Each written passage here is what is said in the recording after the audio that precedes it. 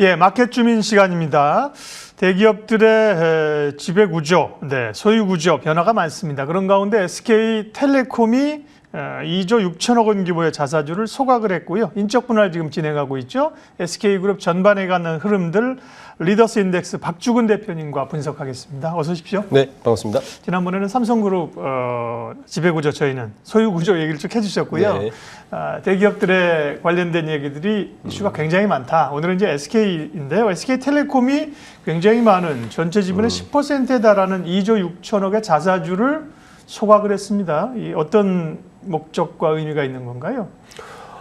SK텔레콤 좀 크게 한번 보겠습니다. 네. SK그룹의 지배 구조를 한번 보고 어떤 흐름에서 이게 이루어지는지를 보는 게 정확한 것 같습니다. 원래 SK그룹은 최태원 회장이 2003년에 소브린 사태를 겪으면서 지배 구조에 대한 리스크가 있었기 때문에 주 SK 위에 SK CNC라는 회사를 만들어서 그렇죠. 옥상옥 구조로 지배 구조를 원래 가져갔던 그룹이었어요. 그러다가 이제 합병했죠. 예, 그리고 SK CNC와 SK SK를 합병을 했는데 문제는 뭐냐면 SK 하이닉스입니다. SK텔레콤이 주 SK의 근해 보는 같이 자회사로 돼 있었는데 SK 하이닉스가 자회사가 아니라 주 SK 손자회사로 돼 있는 거죠. 근데 우리가 잘 알듯이 SK그룹 내에서 가장 주가가 높고 그리고 캐시플로가 제일 좋은 SK 하이닉스를 활용할 방법이 너무 없는 거예요. 그래서 이전부터 SK텔레콤을 어떻게든 조정을 해서 인적 분할을 통해서 이 지배구조를 개편해야 되겠다는 것이 계속 대두되어 왔었습니다. 한 몇 년 전부터. 그러던 차에 이번에 이제 본격적인 인적 분할을 이제 선언을 했는데 문제는 인적 분할을 하고 나서 사실은 시장에서는 자사주를 이용해서 이 중간 지주 회사인 그 SK 중간 지주와 그다음에 주 SK를 합병을 해서 SK 하이닉스를 자회사로 편입할 것으로 알았는데 이게 자사주를 초과해 버린 거예요. 사실 예상을 약간 어긋난 거죠. 이제 전체 구조는 그렇고 이번 자사주 소각으로 그 SK텔레콤은 이 투자 회사의 전체 이제 주주들을 좀 달래기 위한 목적이었던 것 같습니다. 원래 이 자사주는 그 전에 지배구조 많은 그룹들이 지배구조 때 굉장히 유용하게 활용했어요. 우리 알듯이 자사주는 의길권이 없습니다. 그런데 인적 분할을 해서 중간 지주와 모주와 합병을 해버리면 자사주가 인적 그 의길권을 살아나는 거죠. 그래서 주 SK가 SK텔레콤에 대한 그 지분이 굉장히 높아질 수 있는 상황인데 이번에 자사주를 소각함으로 인해서 이런 어떤 합병 관련 자체는 없어졌고 이 SK 하이닉스를 그래도 활용할 방법은 하나 찾은 것 같습니다. 그러면 하이닉스는 이제 어디로 달리는 건가요? 지금 아까 보는 그림 것 같이 SK텔레콤이 현재 SKT 존속회사는 지금 현재 하고 있는 통신업, SK 브로드밴드 같은 요거를 이제 그대로 존속시키고요.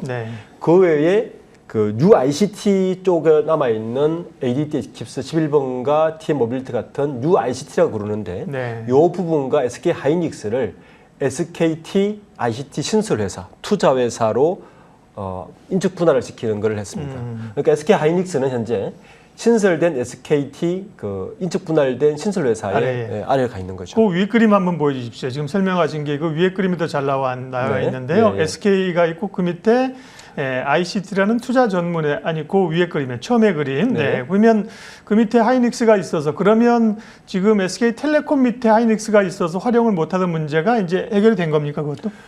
그렇습니다. 왜 해결됐냐면은 지금 지주회사법에 의하면 손자회사가 M&A를 하기 위해서는 100% 지분을 인수를 해야 됩니다. 지금 SK 하이닉스는 손자회사, 그러니까 손자회사인데 정손자회사를 인수하려면 100% 지분을 인수해야 되는데 이렇게 지주사로 만들면 SK ICT를 통해서 M&A를 쉽게 할 수 있는 지렛대 역할을 하게 되는 거죠. 그렇게 돼서 현재 SK그룹이 고민하고 있었던 신규 사업이나 M&A를 하기 위한 지렛대 역할을 구조면 이제 가능하게 된 걸 볼 수 있습니다.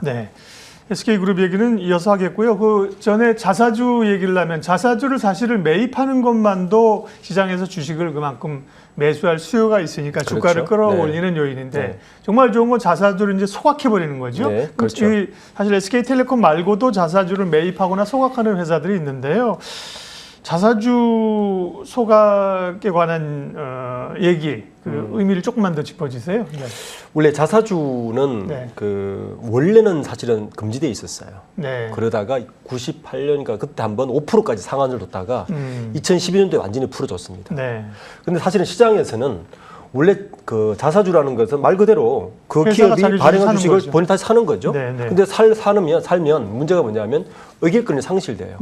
상실돼서 시장에서는 이 자사주에 대해서 그렇게 고운 시각으로 보진 않았습니다. 예. 왜냐하면 자사주를 통해서 지금 우리나라 그 법에 보면 인적 분할을 통해서 뭐 지배구조 개편할 때 여러 가지 용도로 사용했기 때문에 자사주를 고운 시각에 보지 않았는데 오히려 이번 SK텔레콤의 자사주의 소각은 인적 분할을 통해서 주주들이 약간의 의심 눈치를 받던 것을 일소에 해결하기 위해서 네. 그러니까 신뢰성 회복을 위해서 자사주 소각을 결정한 것 같습니다. 예.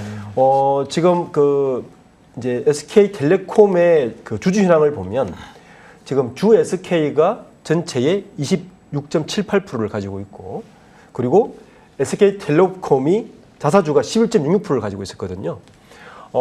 그래서 이번에 10.6%를 이제 소각을 한 것인데 그렇게 되면 이 전체 주식에서 주식의 총량이 줄기 때문에 기존의 주주들은 가치가 당연히 올라가는 거죠. 예. 그래서 그 가장 큰 목적은 지금 시장에서 계속 흘러나왔던 SK텔레콤을 통한 지배구조 개편에서 주주들의 약간 소홀한 부분들을 이번 자사주 소각을 통해서 완전한 그 신뢰 회복 그리고 시장에 대한 신뢰성 회복, 예. 주주가치 제고 이게 가장 큰 목적이었던 것 같습니다.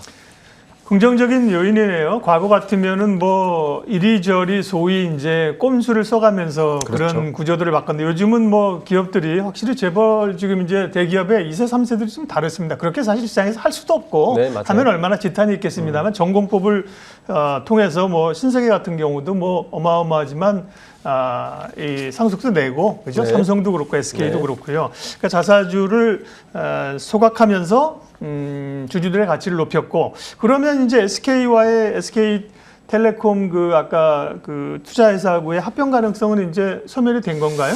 네. 완전히 소멸했다고 보는 어려운 것 같습니다. 또 여지가 있어요? 아직 예. 여지가 있는 것 같습니다. 예. 왜냐하면 현재 구조를 보면 네. 이제 만약에 이제 자사주를 남겨놓은 상태에서 인적 분할을 했다면 네. 주 SK가 SK텔레콤에 대한 지배력이 약 현재 26.8%에서 네. 약 30%, 40%까지 올라가거든요. 그런데 이제 이번에 자사주 소각을 했기 때문에 기존 전체 주식량이 줄지 않았습니까? 그러면 계산을 해보면 현재 주 SK가 SK텔레콤에 대한 지배력이 26.8%인데 네. 이게 30%를 잠깐 넘어섭니다. 그러면 현재 공정거래법에 따르면 그 지주회사 요건이 자회사는 30%까지 상향할 예정이거든요. 그에 대한 요건을 이제 맞춘 상태고요. 네. 그래서 이제 시장에서는 그렇다면 자사주 소각을 했다면 주 SK와 중간 지주의 합병은 영원히 물 건너간 거 아니냐라는 시각이 있는데 네. 여기서 한 가지 변수가 있습니다. 바로 뭐냐면 최태원 회장이 주 SK를 통한 하이닉스에 대한 지배력이 과연 이걸로 충분히 높아질 것이냐에 대한 아직 약간 리스크가 있기 때문에 현재 중간 지주와 주 SK와의 합병은 완전히 넘어간 것은 아니다. 네. 약간의 일말에 예. 아직 여전히 남아있다고 볼 수 있을 것 같습니다.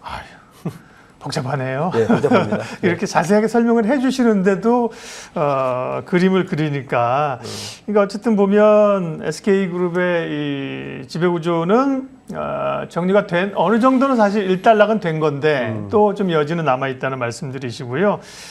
그러면 이제 오늘 그 부분은 또 향후 전개 과정을 좀 봐야 되니까 SK텔레콤에 조금 더 포커스. 이제 SK텔레콤은 그러면 이제 투자해서 뺀 거는 말고 SK텔레콤의 어떤 본업으로서의 통신 사업이나 이쪽으로서의 성과나 실적을 앞으로 낼 것이냐 이렇게 관심을 가져야 되겠네요. 그렇습니다. 예. 네.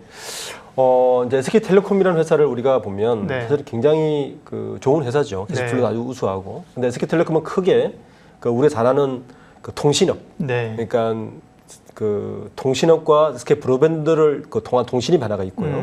또 하나의 섹터가 뭐냐면 뉴 ICT라고 해서 이 부분이 소위 말하는 아까 얘기했던 11번가라든지 뭐 ADD 캡스라든지 네. 그러니까 ICT를 기반으로 소위 말하는 IoT 산업을 확장할 수 있는 이력 그다음에 OTT 산업까지 요 두 가지 큰 섹터로 나누는데 이번 1분기 실적을 보면 굉장히 좀 긍정적입니다. 왜냐하면 기존 전통 통신업에서는 전년 1분기 대비해서 매출액이 1.9% 증가하는데 그친 반면에 이번엔 뉴 ICT 사업은 매출액이 17% 가까이 증가를 했고 특히 영업이익이 64%나 증가했습니다. 그리고 SK텔레콤 전체 매출액에서 이 뉴 ICT 쪽이 차지하는 매출 비중이 약 32%까지 증가를 한 것이 굉장히 긍정적인 신호죠. 왜냐하면 이번에 인적 분할을 한 게 전통 통신산업과 뉴 ICT로 사실 분할을 했기 때문에 그렇죠. 그러니까 주주들의 관심은 저렇게 분할하면 SK텔레콤의 가치가 기업 가치가 좀 떨어지는 거 아니야?라고 했는데 그에 발맞춰서 뉴 ICT 쪽의 매출이나 영업이 굉장히 큰 폭 상승했기 때문에 주주들이 이제 약간 우려하는 그 주주 가치에 대한 부분까지 좀 상세한 매출이 이번에 실적이 나온 것은 굉장히 긍정적인 시그널을 보고 있습니다. 여기는 지금 인적 분할한 거잖아요. 네. 그러니까 이제 SK텔레콤 기존 주주들은 존속회사도 가지고 뉴 IC 쪽 지분도 받는 거잖아요. 그렇죠. 같이 가지고. 그럼 결국은 이제 통신이야 원래 하던 거니까 네. 통신 말고 SK텔레콤이 하는 게 굉장히 많거든요. 굉장히 많죠. 새로운 비즈니스나 소위 이제 돈 될 만한 사업들이 많은데 결국은 그러면 뉴 ICT 쪽 이쪽이 조금 더 투자자들 입장에서 관심이 가겠네요. 물론 그렇죠. 그러니까 우리가 잘 알듯이 전통 통신은 이미 성장의 한계에 와 있죠. 네. 그리고 인구도 줄고 있고 사실은 그게 인구 구조와 아주 밀접한 관계를 있기 때문에 성장 한계를 물고 있는데 뉴 ICT는 어쨌든 잠재는 가지고 있는데 문제는 그 뉴 ICT 쪽은 경쟁이 너무 치열합니다. 그리고 그 경쟁 대상이 기존의 전통 통신 산업은 그나마 국내에서 보호가 되어 왔죠. 뭐 통신 3사가 그렇죠. 시장을 나눠먹긴 했지만 과점 체제니까. 과점 체제니까 갖고 있었는데 문제는 뉴 ICT는 이 경쟁 상대가 국내가 아니고 글로벌 기업이라는 거예요. 그러네요. 뭐 구글이라든지 뭐 애플이라든지 이런 기업들과 상대를 해야 되기 때문에 잠재력은 크지만 만만치 않은 시장이다. 특히 뭐 11번 같은 경우는 쿠팡 같은 기업들과 경쟁을 해야 되는 상황이고 그래서 잠재력은 크지만 이 시장이 만만치 않아서 성장의 한계성이나 리스크는 여전히 존재하고 있다고 보는 게 맞는 거죠.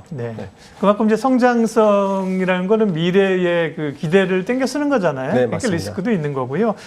오늘 SK텔레콤의 이제 인적 분할, 자사주 소각에 대해 쭉 얘기를 그림을 쫙 그려주셔서 뭐 완벽하게 이해는 안 되지만 정리가 자꾸 들어야 됩니다. 됐고요.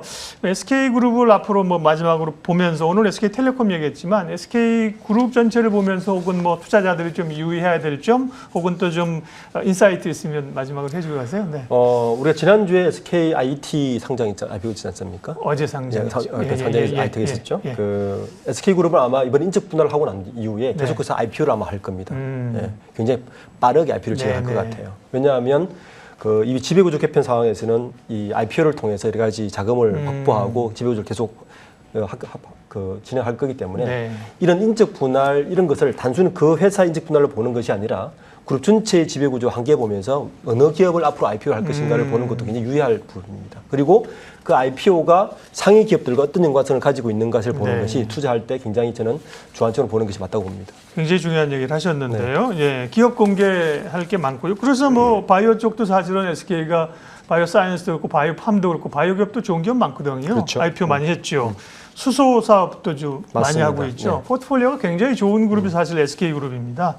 오늘 SK그룹에 대한 SK텔레콤의 인적 분할된 그림을 그려봤습니다. 리더스 인덱스 박주근 대표님 함께했습니다. 도움이 많이 됐습니다. 고맙습니다. 고맙습니다.